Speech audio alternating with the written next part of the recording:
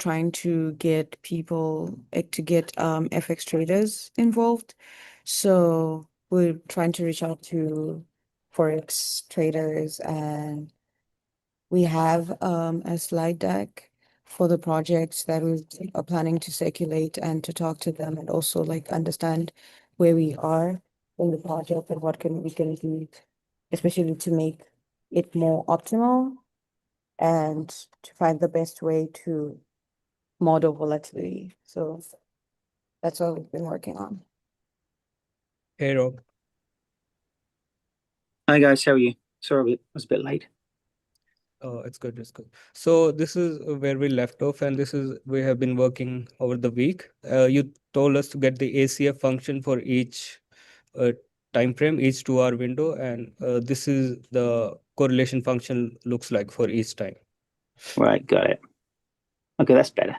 And the alpha plot that you wanted from us kind of looked like this. Ignore this red line. This is something else, but Okay. this is the alpha that you wanted for each time frame. You can you can like see there is some the 10-hour time 2 p.m. and 4 p.m. is missing because I looked at this window and the alpha is between 0.6 and 0.8 here. So it kind of like you can see the value lies in between some range. But if you want a full alpha for all the time frames, it looks like this, but it like diverges off from this 0.6 and 0.8 value. Yeah, strange, isn't it? And did we figure out what times these are? The time of day? Yeah. These are like 10, 2, and 4. No, but I mean, which time zone? That's fun. Which time zone?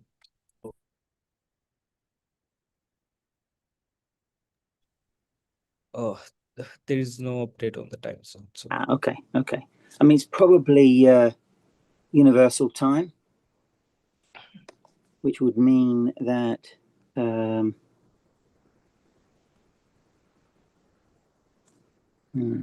would it mean? So universal time is a bit like Greenwich Mean Time, right? So so 8 a.m. right would be the middle of our night. 8 a.m. would be like 3 a.m. So you take off 5 or something. Good morning, Rob. Hi, Stefanos. Yeah, do you have any update on what the time are these universal time? Yeah, so in regards to the time, I went to the website for the data, like where I got the data, and it says Eastern time, Eastern time zone.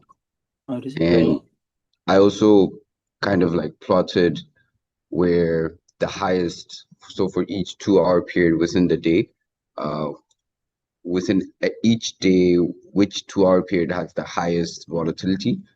And I did like the histogram for that and collected like the frequency of how many times that time period has the highest volatility, and kind of went on Google and checked what time does Euro USD has highest volatility, just to kind of compare. Yeah. Right. Sanity check. And it was from 8 to 12, and I got the same result on the data. Okay, put it back on, Arvinder. Thanks. So looking at that top left one, so you think the highest vol was when to when? 8 to 12, 8 a.m. to 12. That's so when New York. This is 8 a.m. to 4 p.m. We've got good readings in the middle of the night, or when the US is closed, or when the US is open. We've got these weird readings, right?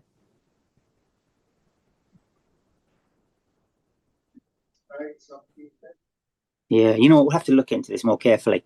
But Arvinder, show me the autocorrelation functions, because they were really kind of cool. This is making a bit more sense. So, here we- right. So for 8 a, oh, where are they? Right. So for 8 a.m. is obviously not very good, which would be consistent with that thing.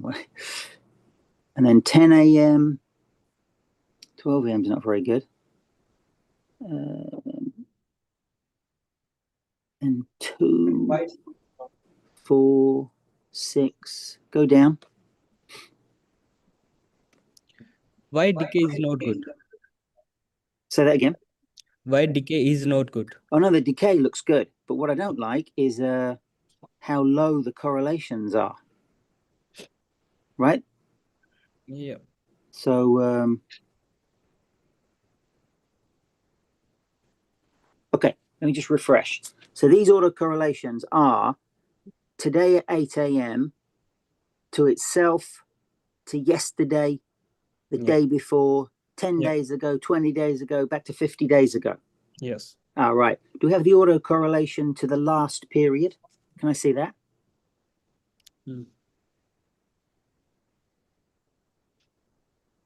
We haven't done that yet. You want what? The autocorrelation to the last period, and then we could do the previous period. So, so not daily, just the actual trailing autocorrelations. Haven't done that. Yeah. Okay. No, that's fine. Don't worry. And then I can put it up quick if you would like to see. Actually, you know what? Hold on. Go back up to look. So I think Stefano did the yes. Yeah. If you go down, Arvind, they're just two graphs down. Let me see the ones down here, because these are quite high. That's what I'm more expecting it to look like. The 2 a.m., 4 a.m. Move it up a little bit. What's the 6 a.m. look like? Yeah. It's good. Like I have checked the value in the paper. Like it should close to 0.9. What should be? The alpha value, the mixing of the two kernels. Oh, what you've seen that in the literature? Yeah, it is Yeah, I like for know. the SPX options, it is close to 0.9. Yeah, but that's equities. I don't know if FX is different. Okay. I mean, I thought like the higher is the better. Yeah, no, it should be better. No, you're absolutely right. It should be pretty high, So 0.6 is pretty good. But I would have expected it maybe a little higher. So what I was trying to do is So what I wanted was okay. If you can do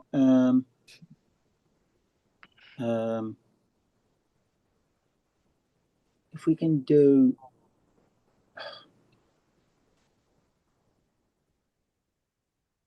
so these are, let me just refresh. These are for instance, the 2 a.m. one at the bottom left. These are 2 a.m. today to yesterday to the day before, daily spot. Because I do want to see for each of these, yes, do it to instead of daily jumps is no day, is do it to the previous period minus 1 minus 2, right? Yeah. So we can see that decay as well. All right, so we'll do that for next time, but go on, carry on with what you were going to say. So I was trying to figure out how these autocorrelation decay, and I tried to fit this exponential decay function with these both. So these decay, so this is the idea. Wait, let me share. Right. Oh, you can't see it. By the way, you'd have to, Arvinder, you'd have to put the y-axis on a log scale, and the x-axis would be linear. I think you did it the wrong way around. If you want to see a decay function, because imagine if y equals e to the negative alpha x, you do log y versus x, and the slope is alpha. Whereas I think you do it the other way around. So can you say that again? Well, I think what you did was you made the plot log y versus log of x. No, it's not like that. Okay, So show me the plot again, because I think that's what it said. So it's You've got log k. Oh, lag. Sorry, lag. it's Oh yeah, K. right. So yeah, you just do, if you just change the y-axis to be log of that number, you should be able to see a straight line if there's a decay, and the slope is the decay value. I think it's good. Why it should be a function of log, the ACF? Well, because you said it's an exponential decay function. Yeah, but that is the curve that I'm trying to okay, I get what you're saying. Yeah. Yeah. So what curve were you fitting, out of interest? I was fitting a simple like a periodic exponential decaying function. Okay. And if you can look at the math here, uh, so this is the idea. So here you're trying to figure out the volatility, right? This is the linear function of this is the returns, and this is the square of returns. Right. And these R21 are the weighted past square volatility. It's in the literature. It's from the literature. Yeah. No, I understand. This is a Garch fit, or this is a something else. What is it? So, well, like it's an idea to add weights for past squared volatility. So instead of like writing it as an integral, you can discretize it with. Right. No, but I mean, who's the paper by? This is the Guyon paper. Oh, it's yeah, right. I did this thing. So it is Garch. Yeah. No, I understand. From the and your realized volatility function can be modified like this. Yeah. No, I understand. So and I was trying to figure out this lambdas from that decay. Right. I think that's where those come in picture. Gotcha. Yeah, that's right. He had shifted exponentials. So all right. Okay. So if we just do the so we've got the daily autocorrelation functions. If we do the for 8 a.m., the previous period minus 1. So we've just filtered the data. Do you get what I'm saying? So let's get those autocorrelation functions, because remember, we're putting those two things into our model. We're putting the previous period's vol and we're putting yesterday's vol, and so we want to know what their because like for instance, I would like to explain why your alpha went down so low, because you've got yesterday. If you go back up to the top, your 10 a.m. value was bad, wasn't it? Your 10 a.m. alpha, Arvinder, went down very low, didn't it? It's 8 a.m. That's very low. All right. 10 is actually very high. I'd like to know, because remember, so we've got two things in there. We've got the previous period and yesterday's. So if we run those same autocorrelation functions on the previous period, it's the 4 p.m. one that went really low. Oh no, look, it's 10 a.m. 10, right? It's 10 a.m. and 4 p.m. Yeah. So go back to the 10 a.m. one. So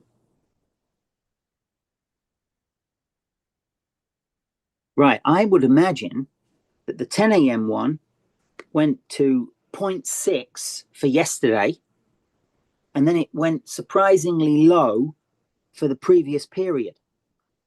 And so your alpha went down very low and decided to follow yesterday, because yesterday had a high autocorrelation. Do you get what I'm saying?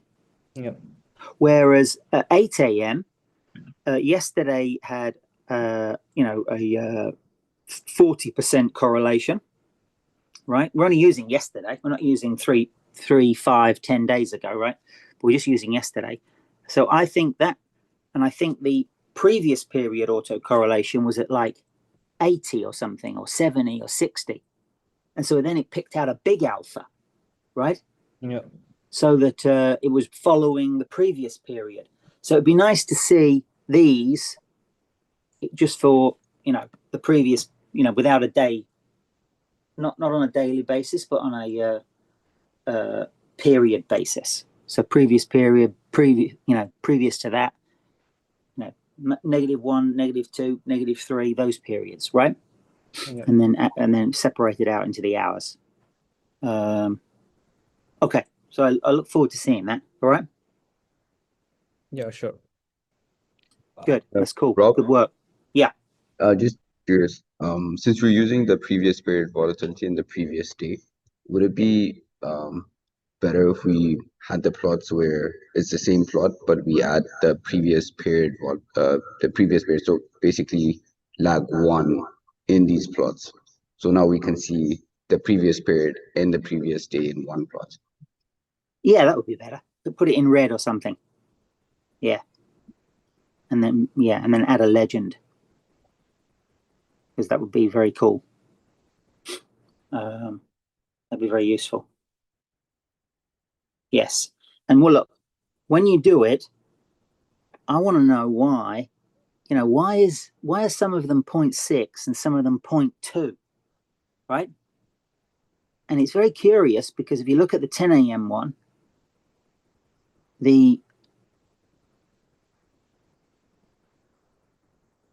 something's odd. They all decay down to sort of, they all look, I'm not really sure it's a decay function, because it looks like they're going down to sort of a constant, right?